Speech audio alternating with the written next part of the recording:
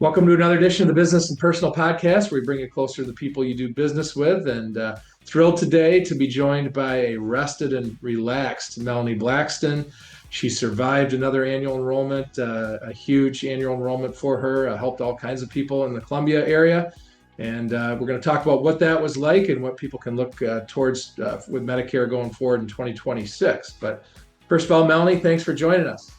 Hey, thanks for having me. It's been a whirlwind for 6 weeks, and I'm glad for a little bit of downtime because it's going to pick back up after the first year. But thanks for having me.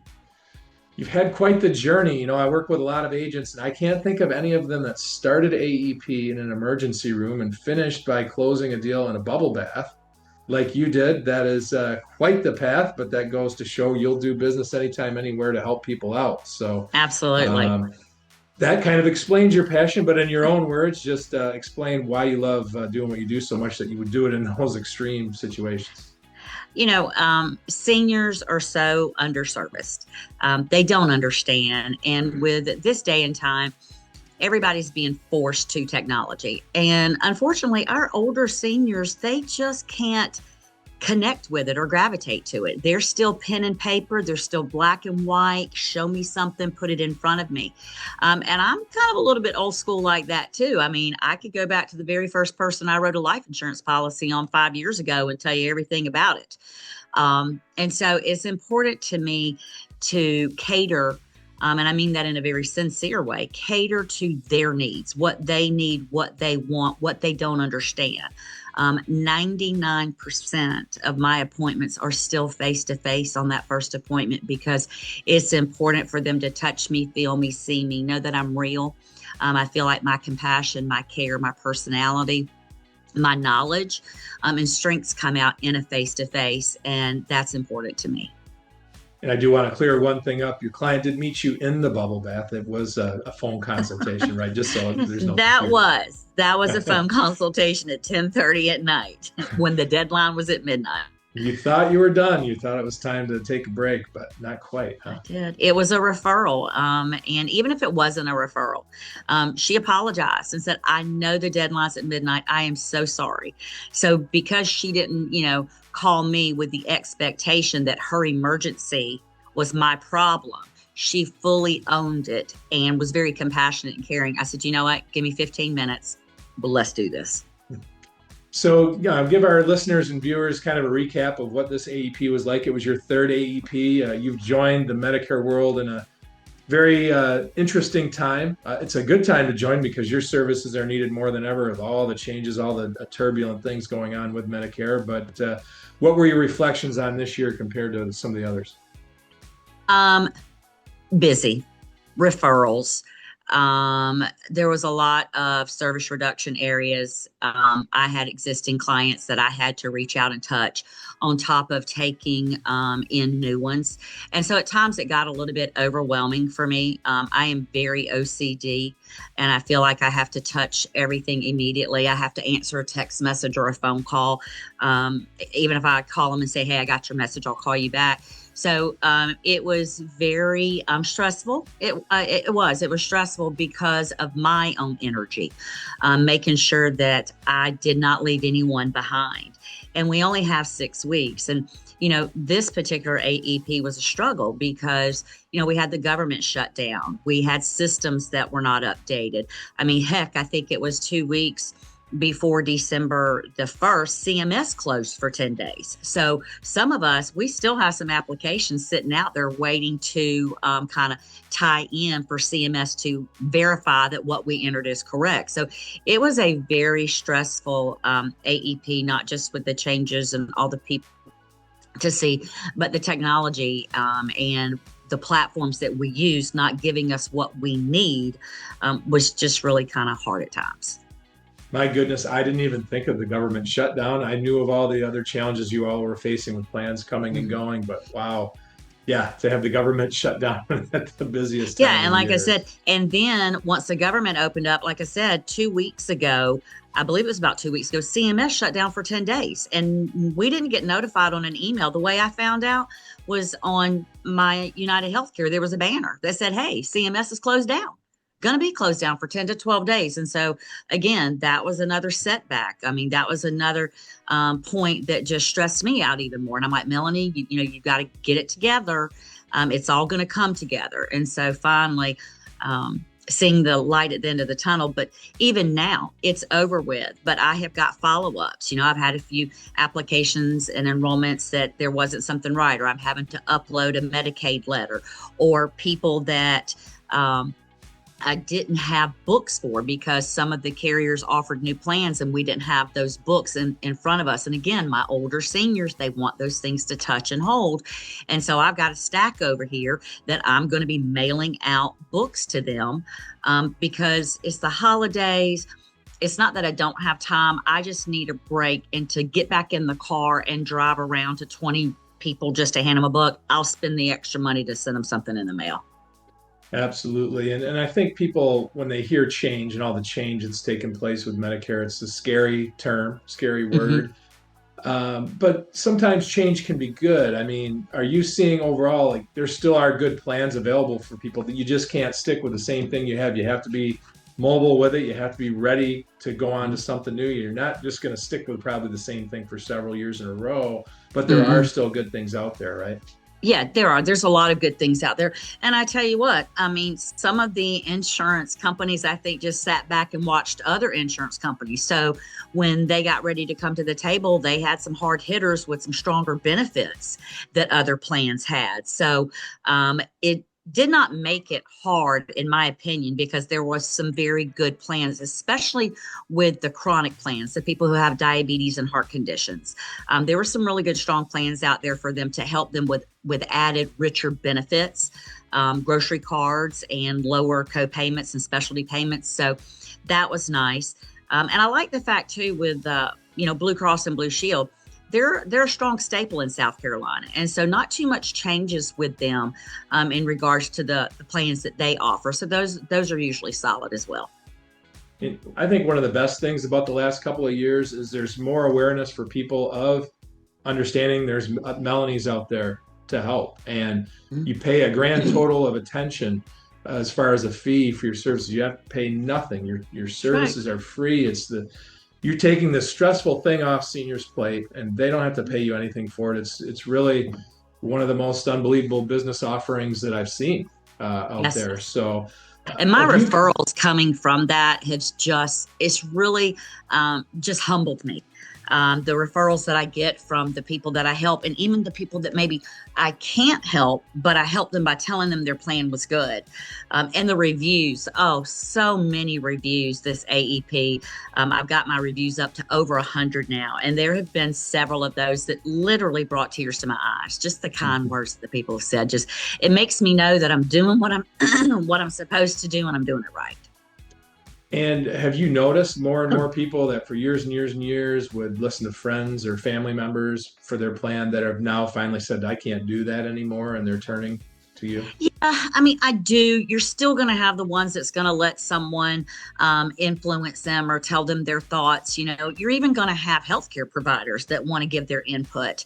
And my thought is, hey, stay in your lane.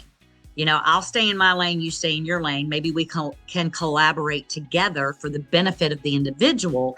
However, I'm the one that holds the license. I'm the one that holds all the certifications and spent hours upon hours making sure that I was knowledgeable enough to direct and guide my seniors or anybody that's asking me questions about it. So looking ahead to next year, even with all this awareness that's out there and more people using an agent like you and getting into good plans right out of the gate, still a lot of people that probably auto-renewed, didn't really pay any attention to anything, and then there's going to be sticker shock, or there's going to be some sort of surprises in the first quarter next year. Is there anything they can do? Can they call you at least for some guidance? Oh, absolutely. If they've got questions or they're not quite sure the plan that, they picked, they've got questions about it or the benefits, absolutely. Like we said, my services are free. I am here to answer any questions that I can to help give guidance and direction, and just see what their questions are, what their needs are, where is their plan missing the point? What did they think their plan brought to the table that maybe they're finding out it doesn't? And it may be that, hey, that is still the best plan for them, because, a lot of people, they want all these extras and they're looking for certain things, and not all the plans are gonna carry, and cover that. We have to go by what the insurance companies offer and what's been approved.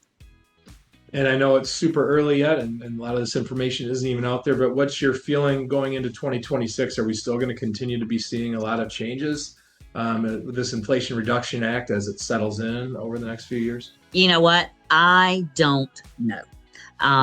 The ACA market, the marketplace, I don't do that. I have contacts, and I have a little bit of knowledge to be able to talk to people and find out the best way to guide them and direct them. But honestly, we don't know. I mean, there's still things on the plate right now that's going before Congress and Senates and different companies, or I can't even think of the word that I'm trying to figure out.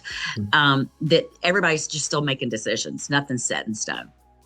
Well, what we do know is you're going to be there to help. So, Absolutely. Whatever they throw at you, you're going to be ready to roll with it. It can't be any more challenging than what you faced this past year. That's for sure. No.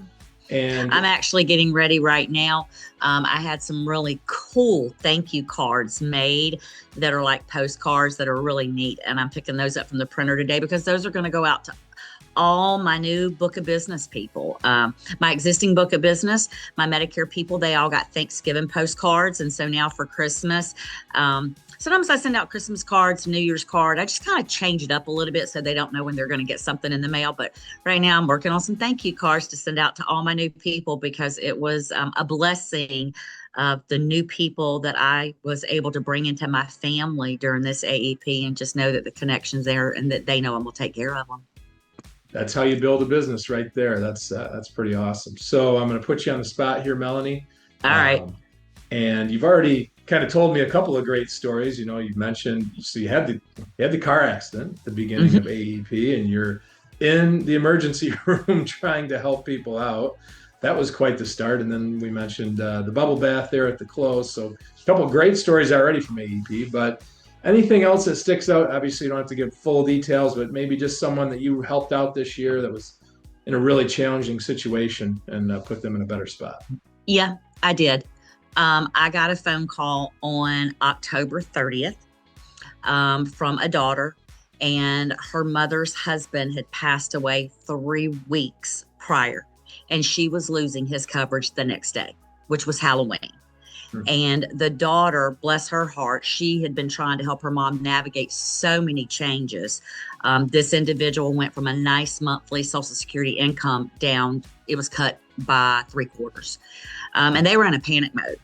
And so I said, well, when can we meet? Well, there was Halloween going on. The kids had things at church going on.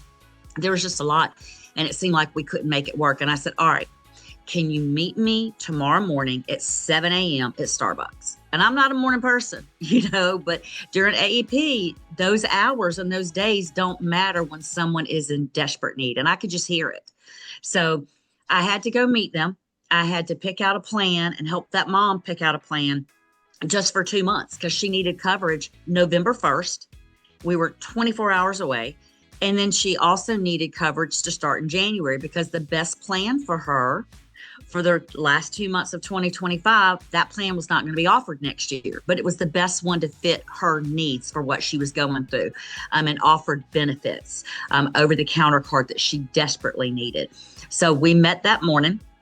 We got her taken care of. I got her enrolled on the 31st because I said we got to get it in by midnight. Had her plan ready to go on 11/1. I kept watching my broker portal so I could get her member ID, because I had access to that before, of course, she could get her card, and then turned right back around when AEP started and got her enrolled in her new 2026 plan. And that was just so touching, because this poor lady, something so devastating. And how did they find me? They saw my setup at the local grocery store.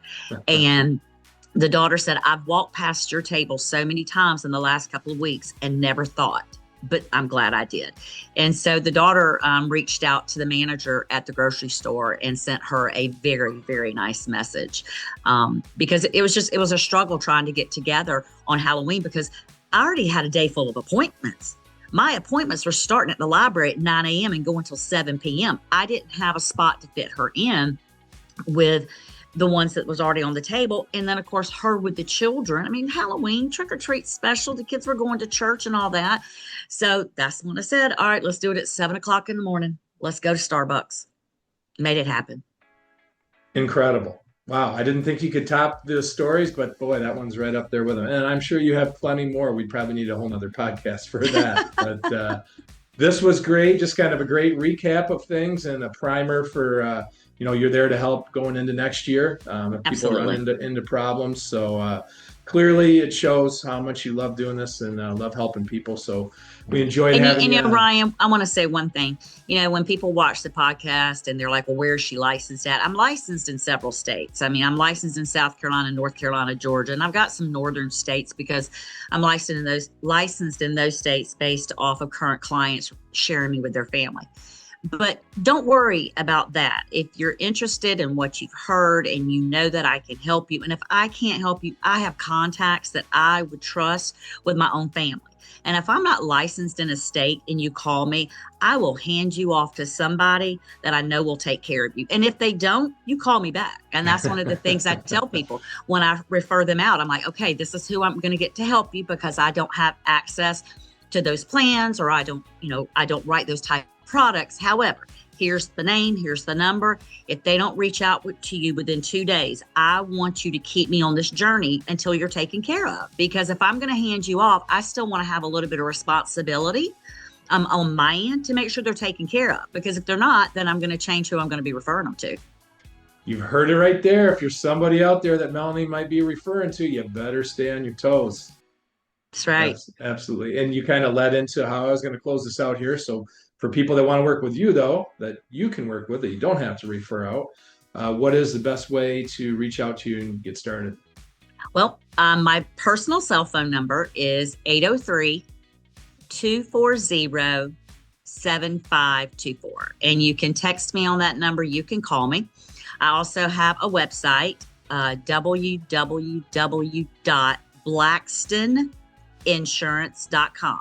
And Blackston has no E on it. So it's BLACKSTON, insurance.com. And then I also have a Facebook page, Blackston Insurance Solutions, and they can reach out to me that way. Or I have an email, Melanie, MELANIE .Blackston. Again, no E on the end. 22 at gmail.com.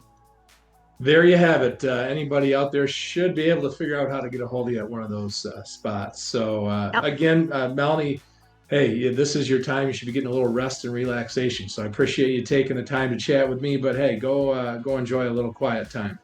I will. And thank you so much for having me anytime. I would love to come back and talk with you and some of your people. All right. Thanks, Melanie. Thank you.